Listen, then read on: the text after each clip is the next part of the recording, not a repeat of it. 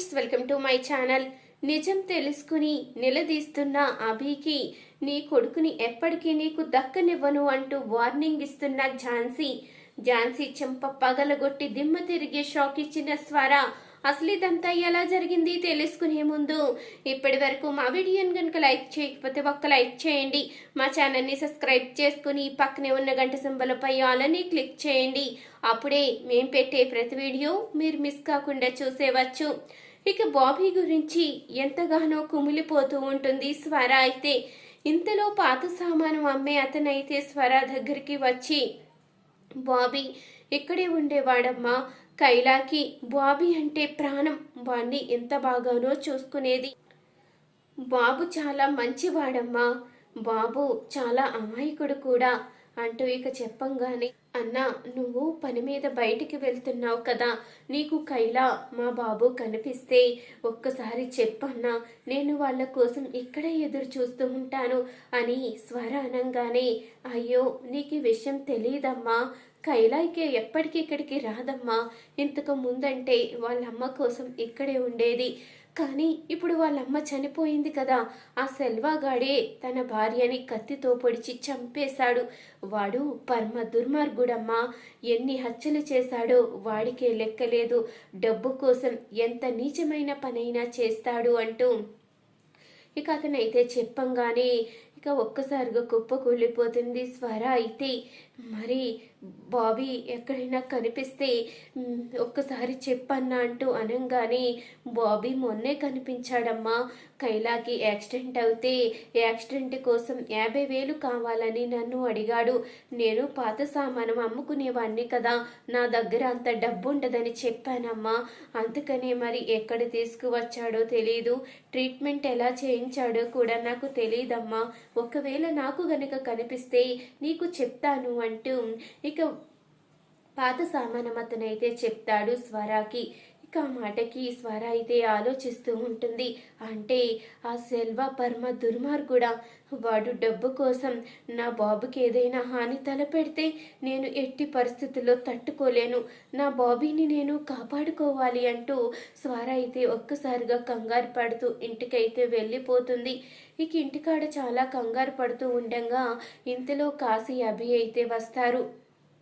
బాబీ ఎక్కడైనా కనిపించాడా అంటూ స్వర అనంగానే, లేదు స్వర, అక్కడికి ఏమైనా వచ్చారా అంటూ ఇక అభి అయితే అడుగుతూ ఉంటాడు. లేదభి, అక్కడికి రాలేదు. కానీ నాకు ఒక విషయం తెలిసింది. కైలాకి యాక్సిడెంట్ అయిందని, కైలా ట్రీట్మెంట్ కోసం 50,000 అడగడానికి అన్ని చోట్ల బాబీ తిరిగాడని తెలిసింది.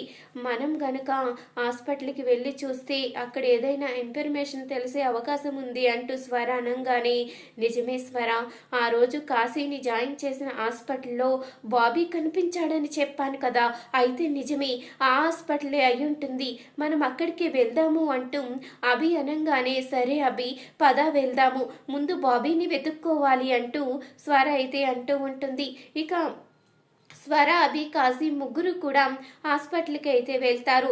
హాస్పిటల్లో ఉన్న డాక్టర్ని కలిసి, మొన్న యాక్సిడెంట్ అయిందని ఒక అమ్మాయిని ఇక్కడ జాయిన్ చేశారంట కదా, ఆ అమ్మాయికి బిల్లు ఎవరు పే చేశారు డాక్టర్ అంటూ అడుగుతూ ఉండగా, ఆ బాబే పే చేశాడు. వాడిని చూస్తూ ఉంటే నాకు చాలా ముచ్చటేసింది. ఆ బాబు డబ్బులు ఎక్కడి నుంచి తీసుకువచ్చాడో తెలియదు కానీ 50,000 అయితే ఫీజు కట్టాడు. ఆపరేషన్ కూడా జరిగింది. ట్రీట్మెంట్ కూడా పూర్తయిన తర్వాత వాళ్ళిద్దరూ కలిసి వెళ్ళిపోయారు అంటూ ఇక చెప్పంగానే ఒక్కసారిగా స్వర, అభి అయితే కుప్పకూలిపోతారు. వాళ్ళు ఇక్కడే ఉన్న నిజం తెలుసుకోలేకపోయాను. ఆ రోజు నాతో పాటే కారులో వచ్చిన నిజం తెలుసుకోలేకపోయాను. దేవుడా, ఎందుకింత శిక్షిస్తున్నావు? నా బిడ్డని నా నుంచి ఎందుకింత దూరం చేస్తున్నావు అంటూ చాలా బాధపడుతూ ఉంటుంది స్వర. అయితే ఇంతలో ఇక డాక్టర్ అయితే చెప్తూ ఉంటాడు, మీకు తెలిసిన వాళ్ళలో ఎవరో డబ్బులు ఇచ్చుంటారు. 50,000 అంటే మామూలు పర్సన్లకి ఇచ్చే అవకాశం ఉండదు కదా, మీకు తెలిసిన వాళ్ళలో ఎవరు అంత రిచ్ పర్సన్ ఉన్నారో తెలుసుకుని మీరు వివరాలు కనుక్కోవచ్చు. ఎందుకంటే ఆ బాబు ఖచ్చితంగా అడ్రస్ చెప్పే ఉంటాడు కదా అంటూ ఇక అనంగానే ఇక అభి స్వర అయితే ఆలోచిస్తూ ఉంటారు. అసలు ఎవరు డబ్బులు ఇచ్చింది ఎవరు అంటూ ఆలోచిస్తూ ఉంటాడు అభి అయితే. ఒకవేళ ఝాన్సీ అన్న ఇచ్చుంటుందా, బాబీ వస్తే నాకు నిజం చెప్పకుండా దాచిపెట్టిందా అంటూ అభి అయితే ఇక కోపంగా ఝాన్సీ దగ్గరికి అయితే వెళ్తాడు. ఇంతలో వాచ్మెన్ అయితే అభిని చూసి, రండి సార్ వచ్చారా, మీకు ఒక విషయం చెప్పాలి అని మొన్నటి నుంచి ప్రయత్నిస్తున్నాను, మీ ఫోన్ కలవడం లేదు, అందుకే ఇప్పుడు చెప్తున్నాను. మొన్న బాబీ వచ్చాడు సార్, డబ్బులు కూడా తీసుకుని వెళ్ళాడు. ఝాన్సీ మేడం బాబీని ఎప్పటికీ ఇక్కడికి రావడానికి వీల్లేదని, నువ్వు గనుక వస్తే నీకు ఆ అమ్మాయికి ట్రీట్మెంట్ చేయించడానికి డబ్బులు ఇవ్వనని అలా ఇలా చెప్పి బెదిరించారు సార్. మా అమ్మ మీద ఒట్టేసి చెప్తున్నాను, ఇంకెప్పుడు ఇంటర్వ్యూలోకి రాను, మా నాన్న దగ్గరికి కూడా రానని మాటిచ్చి వెళ్ళిపోయాడు సార్ బాబీ అంటూ ఇక వాచ్మెన్ అయితే చెప్పంగానే ఆ మాటకి అభి అయితే కోపంతో రగిలిపోతాడు. ఝాన్సీ అంటూ కోపంగా అరవంగానే ఝాన్సీ అయితే కంగారు పడుతూ బయటికైతే వస్తుంది. ఏంటి నువ్వు చేసిన పని? బాబీ ఇక్కడికి వస్తే నాకు చెప్పకుండా నువ్వు వాడి మీద ఒట్టు వేయించుకుని పంపించడం ఏంటి? ఇక్కడికి ఎప్పటికీ రానని చెప్పి ఒట్టు వేయించుకుని వాడిని నాకు దూరం చేయాలని చూస్తావా? నువ్వు అసలు మనిషివేనా? నిన్ను బతకనివ్వను అంటూ అభి అయితే కోపంగా ఝాన్సీ గొంతు పట్టుకునేసరికి ఇక ఆగబి, ఇన్ని రోజులు నిన్ను భరిస్తూనే వచ్చాను, నువ్వు ఏం చేసినా సహిస్తూనే వచ్చాను, ఇక సహించేదే లేదు. ఇప్పుడు నేను కూడా తల్లిని కాబోతున్నాను, కానీ నీకు కొంచెం కూడా ప్రేమ లేదు. నాకు పుట్టబోయే బిడ్డ మీద అస్సలు నీకు ప్రేమ ఉండదు, కానీ ఆ బాబీ గాడి మీద అన్ని రెట్లు ప్రేమ ఉంది.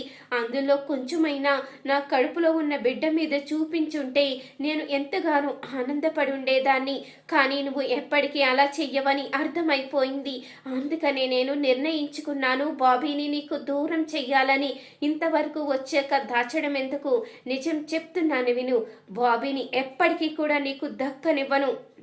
నీ దగ్గరికి వచ్చేసరికి వాణ్ణి ఎలా దూరం చెయ్యాలో నాకు తెలుసు, వాణ్ణి ఖచ్చితంగా నీకు దూరం చేసే తీరుతాను అంటూ ఇక ఝాన్సీ అయితే అభికి వార్నింగ్ ఇస్తూ ఉండగా ఇక కోపంగా వచ్చిన స్వర అయితే ఝాన్సీ చెంప పగలగొడుతుంది. నా బాబీని నాకు దూరం చెయ్యాలని చూస్తే అవసరమైతే నీ ప్రాణాలు తీసి జైలుకి వెళ్ళడానికి కూడా వెనకాడను. నా కొడుకు గురించి ఏదైనా చేస్తాను చూడు. నా బాబీ జోలికి వచ్చినా, వాణ్ణి చంపించాలని చూసినా, వాడి ప్రాణానికి ఏదైనా అపాయం తలపెట్టినా మరుక్షణమే నువ్వు కడుపుతో ఉన్నావని కూడా చూడకుండా చంపేస్తాను అంటూ ఝాన్సీకి ఇక స్వర అయితే దిమ్మ తిరిగే షాకే ఇస్తుంది. చూసారు కదా ఫ్రెండ్స్, రాబోయే కథలో ఖచ్చితంగా ఇలాగే జరగబోతుంది. ఇలాగే జరగాలి అనుకునే వారు మా వీడియోని తప్పకుండా ఒక లైక్ చేయండి, మా ఛానల్ని సబ్స్క్రైబ్ చేసుకుని పక్కనే ఉన్న గంట సింబల్పై అలానే క్లిక్ చేయండి.